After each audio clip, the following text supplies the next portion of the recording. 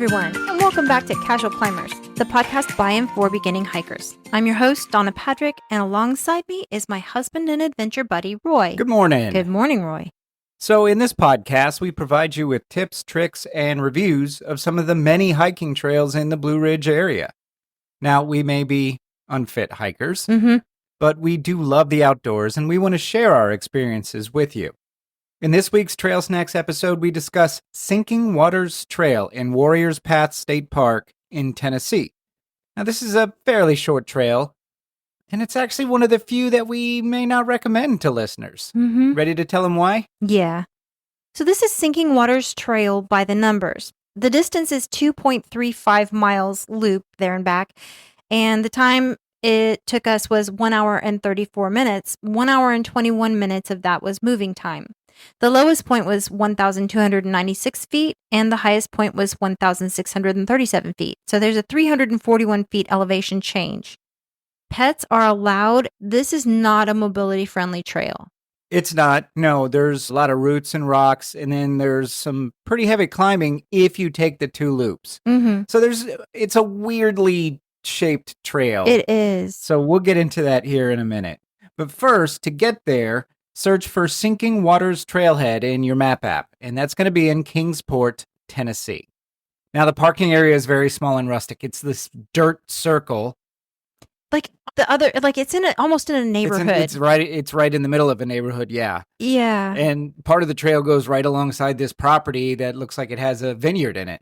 So yeah, I wanted to stop for some wine. Yeah, I don't know if they made wine or not. They had some grapevines. So it would have been weird, two randos showing up just asking for wine. I mean, we might not have been the first. But maybe.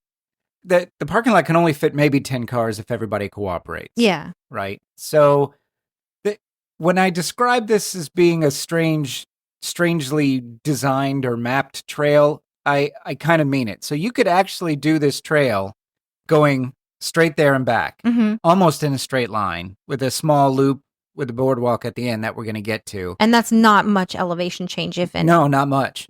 Maybe 50, 60 feet. Yeah. There's two small side loops off of this trail, and they both go up to the top of the ridge of the mountain. And that's where all the elevation change happens. Yes. So the first one is about maybe 0.2 of a mile in, probably not even that far. I think we would have missed it if you hadn't had your map app open. Definitely would have missed it. It's not the main trail is marked okay. Yeah. Yeah, these side loops are not marked well at all. Yeah. But we did see deer. We did see deer. Yeah, that was pretty great. Deer on the trail. They were looking at that. Well, I'm guessing that's the case with wildlife. They saw us and just were kind of standing there like, what are you going to do? What are you going to do? We always leave wildlife alone when they're out there, and we're telling you to do the same thing out there. Leave wildlife alone, but take pictures. Yeah, you can take totally lots of pictures. Yeah, if they'll let you. Yeah, if they'll let you. These guys were pretty photogenic. Yeah. So Donna will put those photos on Instagram. So you take that first loop, and it's a pretty steep climb up to the top of the ridge, and you get a decent view. We're not talking mountain vistas or anything. You basically are overlooking a neighborhood. Yeah, it's a neighborhood on one side and a bit of a vista on the other side, but there are way better vistas out there. Yeah. And I think that's the theme of this review of this trail is that it's nice, but there's better.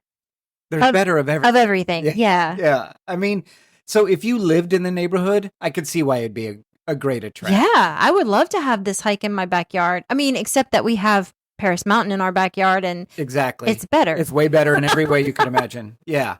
So the weird thing about it is, it's more challenging than it should be for the reward, for the payoff. Yeah. Yeah.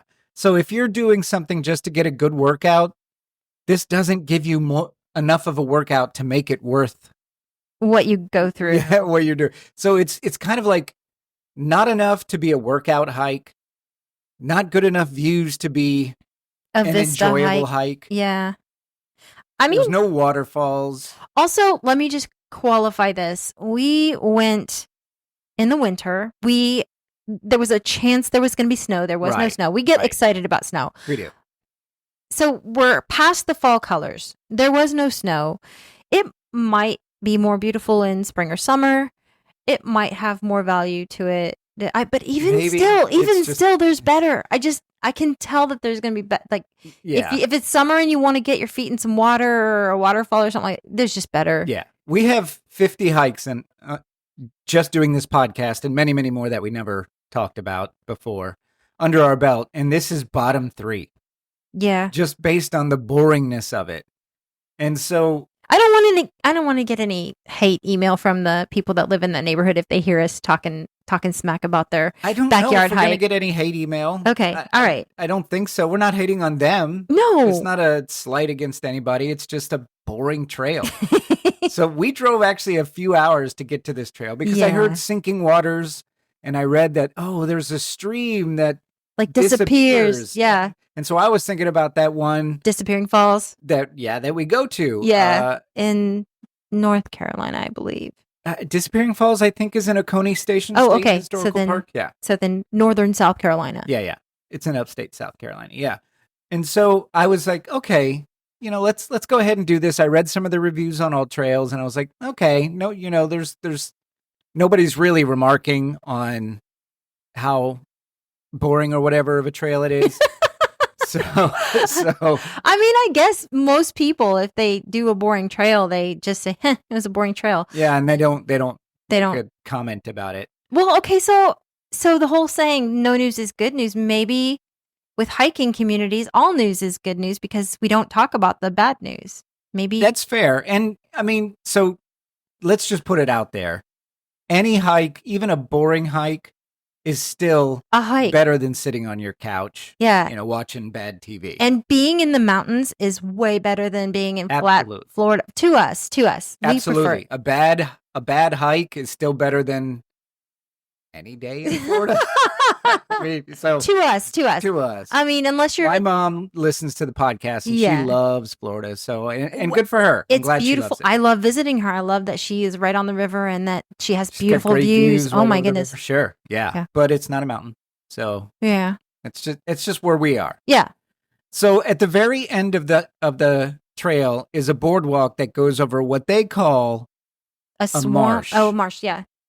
The driest marsh I've ever seen. Now, to be fair, this is late fall, early winter. It's really late fall. Winter hadn't started when we did this, and it was dry as a bone. Yeah. So maybe in the spring and the summer, it is actual wetlands, but I'm guessing that when Helene came through, I'm guessing it was wetlands for sure. Probably just because of the amount of rain, but everything was wetlands. Our front yard was wetlands. Oh, when yeah. Helene came through. So, yeah. So the boardwalk goes around and then it takes you to the, being generous, a viewing platform. They spent so much time and energy on this boardwalk. They totally did. And the boardwalk loops around the marshlands and then it goes to this tiny little viewing platform for the sinking waters. Yeah. Now, again, I have to believe that there are other times of year that this is more impressive. I have to believe maybe. that. And they had a lot of educational signs, like signs about habitats. This is the marsh. This is what happens there. Yeah. This is a tree. Enjoy the tree. Yeah. I'm dumping on this trail and I shouldn't be. I really shouldn't be. Yeah. I'm not being nice. But the stream that quote sinks was maybe 3 inches wide. Listen. And again, this is late fall. So there was a lot of parts of that stream that were just mud. I don't even know if anything was flowing. Yeah. A lot of it. Yeah. And so I don't know. So when they said it was sinking, it goes, the placard there says there's an underground sinkhole cavern. Yeah. That the stream disappears into. Yeah. When we were there, it was just disappearing into the ground as leach water. It's not really flowing. It was like drip, drip, drip. Yeah. So it was, again, it's probably more impressive at different times. But even so, even assuming that the stream is this roaring river that disappears, I still don't think this trail is worth it. I just don't. Okay. I just don't think this trail is worth it. Now, if you love this trail, congratulations. I'm thrilled for you. We would love to see pictures of this trail in different. I don't know about you, but I would love to see pictures of this different trail in different seasons. There are pictures on All Trails that people post the trail in different seasons. Is that one of the like? Were any of those pictures impressive? I was not. No. Okay. No, I was not. So you were just hopeful that. I was hopeful that it'd be different. Okay. But my guess would be going in fall. Oh yeah. When the fall colors are at its peak, because there were a lot of trees there that would have had great color, is probably the best time to do this. Yeah. And so again, if you live in that neighborhood, this is a great neighborhood trail. Absolutely. It's better than walking around a sidewalk. By far. I think so. Yeah. Yeah, by far. And it can be either strenuous or not strenuous, depending on if you take those loops going up to the top. But that was the part I enjoyed the most about this, is getting to the top and getting to the top and looking at the ridge. Yeah. Is the best part of that trail. Yeah. Yeah. So I just remember, so we drove 2.5, 3 hours to get there, and we were hoping, not expecting, but we were hoping for some snowfall because the weather predicted some flurries. Yeah. So we're the weird Florida people that want snow. Yeah. We got some on our last hike that we'll talk about next week. Yep.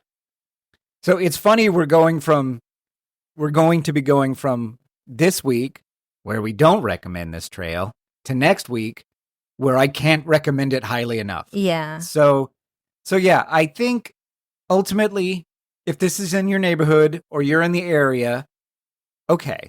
Yeah.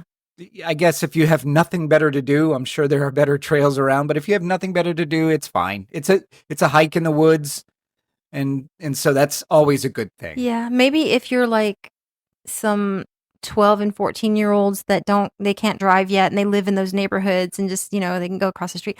But we did see deer. I'm guessing that there might be bear up there. The sign at the top said that there are bear in the area. So, I mean, I guess that's a plus, seeing bear. Maybe not. I don't know. Maybe not. Well, if my 12 and 14-year-old kids were going to be going hiking somewhere, I'd want them to stay safe. Yeah. Be aware. And to be fair, bear attacks are so rare. Yeah. And they really prefer to avoid people. So I think you'd be in more danger from a raccoon than you would from a bear. What if Sasquatch lived there? I don't think he would. I think it's too boring for Sasquatch. Okay. Yeah. Well, maybe that's what he wants you to think, though. Where's he going to go? I don't know. In the vineyard backyard? Is that where he's going to go? Yeah. So I'm done dumping on this trail. Okay. It's not terrible. It's not bad. If you enjoy it, I'm thrilled for you. Truly, I am. I just found it to be boring. And given the plethora of other options out there, if you're going to be spending 2 hours on a trail, an hour and a half, 2 hours on a trail, we can give you dozens of other recommendations that are better for your time. Mm-hmm. So yeah, would you recommend this, Donna? No, not really. No, I wouldn't. Does anybody need to know if I'd recommend it?